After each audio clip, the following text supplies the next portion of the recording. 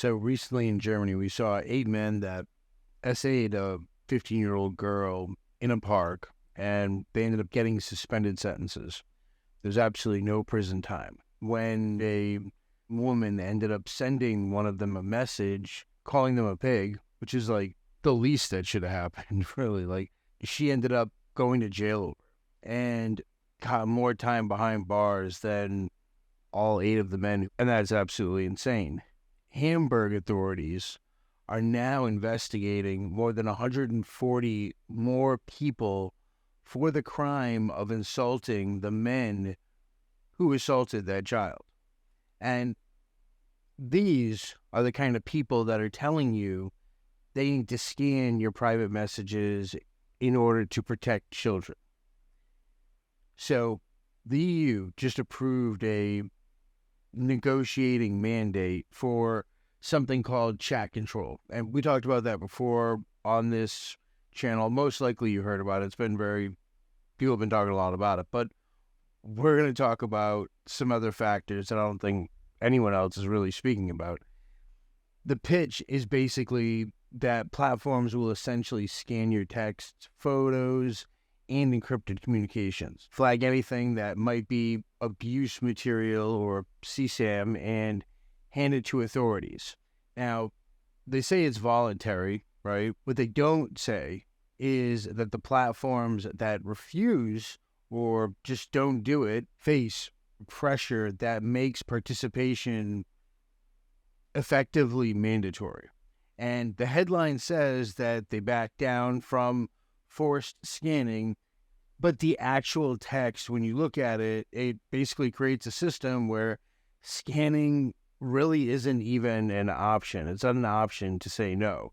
And here's how you actually know that it isn't about something like protecting the children. 60% of CSAM worldwide is hosted on servers inside of the European Union. And for the record, that's not like my number. Like, that's the European Commission actually citing the Internet Watch Foundation. The Netherlands alone hosts 41% of all confirmed abuse URLs globally. Germany saw hosting increase 150% between 2022 and 2023. When German police get takedown requests for this specific type of content, some of it ends up sitting online for years because they claim that they lack the actual resources to be able to remove it, which means they can't take down illegal content on their own services in servers when the location is already known. And in some cases, it's known for years, but they claim they don't have the resources to do it. But all of a sudden, they have the resources to be able to build infrastructure to scan billions of messages a day. And I think that should tell you exactly where their actual priorities are. And again, nothing has to do with any children or protecting any children. In the dystopian book, 1984, the society is made up of different types of people, right? They have the inner party, the outer party, and the proles. And the inner party is 2% of the total population. The tiny ruling class that writes the rules, they control the information, and they never have to live under the actual restrictions that they impose. The outer party is like 13% of the population, and they're like the mid-level enforcers and kind of bureaucrats who execute the regime's orders and help maintain the actual surveillance system. Now, the proles are the 85%. They're the mass of the population. And that's the majority of people who actually carry the burden, who get watched, who get regulated, taxed, and have no real political power. They are like the silent majority who end up getting exploited for the benefit of those few. And we are the proles in real life. Now, keep that in mind and tell me in the comments if you actually see similarities here. In Article 1 and 7 of the regulation, they explicitly exempt police, military, intelligence agencies, and EU officials from the actual scanning. Your messages, they get monitored, they get scanned, they get read, while theirs stay private. If this technology was actually safe, right, and necessary, they'd use it on themselves as well. And they know it's actually invasive and that it's unreliable. And that's a whole another video altogether. There's so many false positives. It's absolutely ridiculous. But that's why they carved out this exemption for the actual people building it, where they don't get scanned. And it's like, gee, that sounds it sounds kind of familiar, right? Like, I mean, we've heard that before. And that is from Congress not reading the thousands of pages of laws that they pass and exempting themselves from those laws and from having to deal with the enforcement and the ramifications of them. And the European Court of Justice already ruled that this kind of mass surveillance absolutely violates fundamental rights. The European Court of Human Rights ruled that encryption backdoors violate your right to private life. And they're proceeding anyway because it's not about keeping children safe, right? They're being allowed to be exploited on a daily basis. So that's not the actual issue. The courts said no, and still we see this progression of moving forward. And we've seen the rejection of chat control now like 6 times or something, and it just keeps coming back and back. The people have made it clear they don't want it, and they just don't stop until they get it. Now they're cramming it down everyone's throat. But one thing I think we really need to keep in mind is that all of this is 100% coordinated. These things don't just keep coming back and back and back. A week before chat control, the commission unveiled something called the Digital Omnibus Package, and it basically guts GDPR, which is the same privacy regulation that Europeans were told and sold that made them global leaders. And under the new rules, companies like Google, Meta, and OpenAI can ruthlessly harvest your personal data for stuff like AI training without any explicit content. They just claim a legitimate interest, basically, and take whatever they want. And the definition of personal data then gets narrowed to exclude stuff like tracking cookies and advertising IDs, which means the entire surveillance advertising industry itself escapes regulation entirely. And 127 society organizations signed an open letter that basically opposed all of this. And again, the EU just, they don't care. They're pushing forward anyways because none of that matters.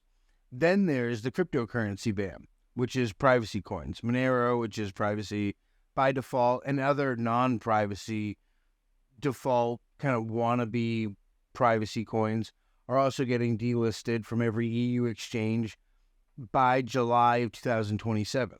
Any crypto transactions over 1,000 euros will end up requiring a full identity verification. Anonymous financial transactions inside the EU are basically about to become illegal because the government's totally broke and they want to steal everything from the proles. That's basically where we're at. And then there's this, digital identity wallet, which is nuts. Every member state has to offer one by late of 2026. The day after chat control actually passed committee, Parliament voted 483 to 92, endorsing a mandatory digital ID and digital age verification for virtually all online activity.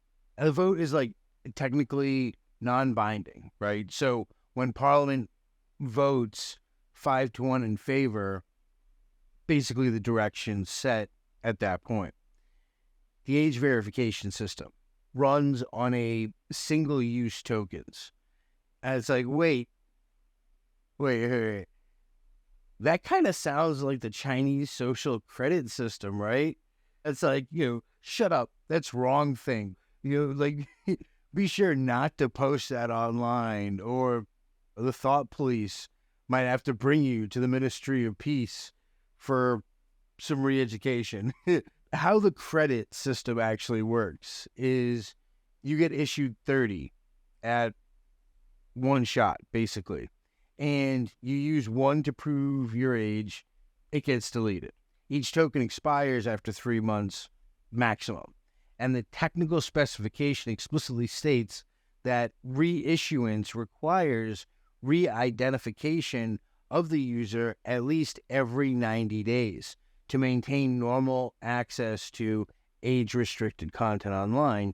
You verify your identity to the government quarterly for the rest of your life. Italy and France made Google Play integrity a mandatory requirement for the Wallet app. That means that basically you need a Google account. Like, you agreed to Google's terms, your data goes to U.S. servers, and you run a Google licensed operating system. If you use GrapheneOS or any of the others that exist, or any DeGoogled phone, basically, you're excluded from the system entirely. And the same EU that passed the Digital Markets Act to stop Google's anti-competitive behavior is now literally mandating Google dependency for government services. When users raised this on GitHub with over 350 messages, Italian developers just completely ignored them and ghosted them for something like 6 months. Android has a standard hardware attestation API that actually is more secure than the Play integrity. However, the government, they don't care about that. They're not going to use it. They are systematically eliminating any ability of anonymity for control purposes.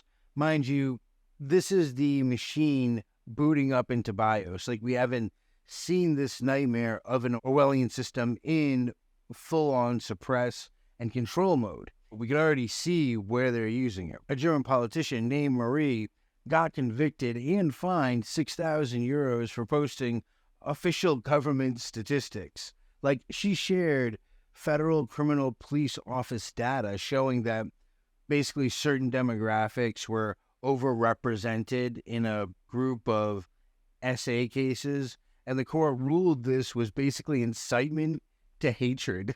Like, publishing the government's own crime statistics is now a criminal offense if that number or numbers make certain groups look bad because numbers are racist if people don't like them. In February of 2025, Germany conducted 50 coordinated police raids across the country, and they used hundreds of officers and targeted people who had posted content that they classified as hate speech, which is like posting a meme, basically. Like, doing that, you deserve to get your door kicked in. Like, in the UK, police arrest over 30 people per day for offensive social media posts. 12,000 people annually get detained for sending messages that cause what they call an annoyance or inconvenience or anxiety. Like, there's a couple that got arrested over WhatsApp messages criticizing their daughter's school. A 16-year-old autistic girl got arrested for telling an officer that she looked like her lesbian grandmother. That's just absolutely insane. And like, these are not like niche cases that I researched and found and put in front of you. These are very easy to find. Like, there's an overabundance of these kind of things. Now, the UK is removing the safeguard that actually lets citizens stop all this.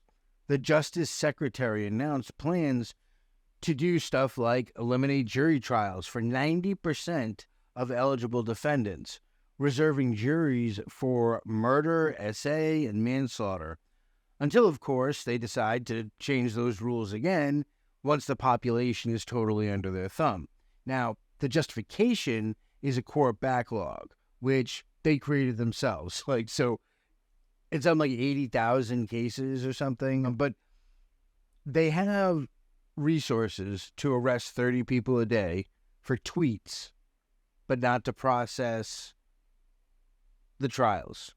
Like, they can't take down CSAM on sites that they know exist. Like, when cases actually go to trial, magistrate judges have a conviction rate of like 71% of the time, and Crown courts with juries convict 56% of the time.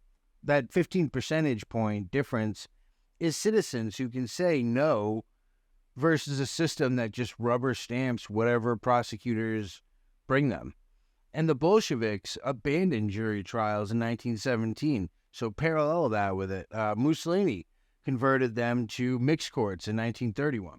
Every authoritarian regime removes citizen juries because juries are the one place ordinary people can make a difference. They're the one place that people can override state power. And here in the States, we have jury nullification. If you don't know what that is, pause this video and go look it up. I'm dead serious about that.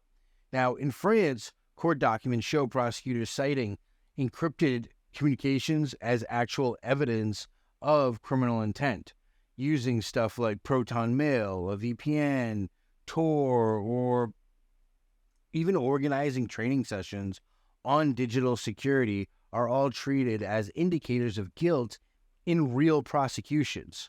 And this is yet another thing that is not exclusive to just over there. We have the same thing in the U.S. You'll get the same type of treatment. Many times, especially in criminal cases, you will get harsher sentences for having good operational security. If you look here, this is a statement by the United States Attorney who actually prosecuted me, talking about how my setup was sophisticated and my OPSEC was impressive, and he cited using Tor indirectly and specifically mentions the actual use of encryption. Now, an EU expert group published a report in March of 2025 explicitly naming VPN services as quote-unquote key challenges to law enforcement. Now, this means the state is specifically targeting privacy tools in an official way. Spain wants to actually ban end-to-end encryption altogether. Now, this is the progression I think we'll see, which is going to be build surveillance infrastructure under this ridiculously flimsy pretext of protecting children, criminalize speech that others dislike and causes anxiety, which again, it's not because they're concerned about people's feelings. Because if that was the case, then the same would be true for causing anxiety to the person that they kick in the door for, right? Like if they actually cared about, like if person A says something about person B and person B doesn't like it and they kick in the door of person A, then person A doesn't like it, shouldn't it be dropped? Like, hey, label privacy tools as challenges to law enforcement would be another step. And criminalizing their use would be another step as well. Forcing backdoors into encryption. Each step basically makes the next one possible. The people who actually end up inheriting this system won't necessarily be the ones who built it, and the infrastructure just doesn't care who's operating it. So someone 100 times worse could be at the steering wheel in 10 years. Now, they tell you it's about protecting children while exempting themselves from their own surveillance. And they tell you it's about safety while convicting people for publishing official statistics and jailing people who insult the people who actually violently attack them, who the state let go free. They tell you it's voluntary while building systems that punish non-participation. And they tell you to trust institutions while those same institutions ignore core rulings that say that what they're doing is illegal. You're not going to petition your way out of this or even protest your way out of this. The court's already ruled and the scientists already explained why it won't actually work, and the public opinion, just in general, showed at least 80% opposition to this. And they proceed anyways, because they don't care. That's not what it's about. When the system is the one that's actually attacking you, it turns out asking the system to stop is not a strategy that works too well. And I said this in my last video, and it's just as true in the US as it is in the EU. For financial privacy, use decentralized exchanges. You have until July of 2027 before Monero, Ztrash, and Dash get delisted from the EU exchanges, although, but I wouldn't really buy anything from a KYC exchange anyways. After that, non-EU exchanges or peer-to-peer, so make sure you plan accordingly.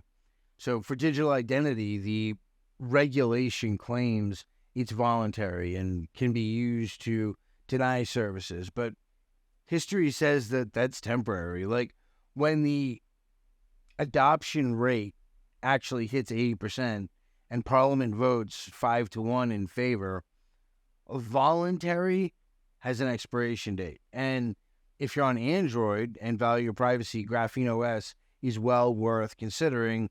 Now that the EU wallet won't work on it anyways, which means you're building your digital life outside infrastructure that's actually designed to track you. None of this is actually asking permission from the people attacking you. Technical resistance means making their surveillance infrastructure completely irrelevant by not using systems that it can actually monitor. In this case, privacy isn't like a feature that they can revoke when it's inconvenient for them. It's actually a fundamental right recognized in their own courts, which they're stripping from hundreds of millions of people with absolutely no caring whatsoever. They're carving out exceptions for themselves, and they're convicting people for sharing government data. They're jailing people for insulting criminals, and they're building quarterly re-verification systems into basic internet access.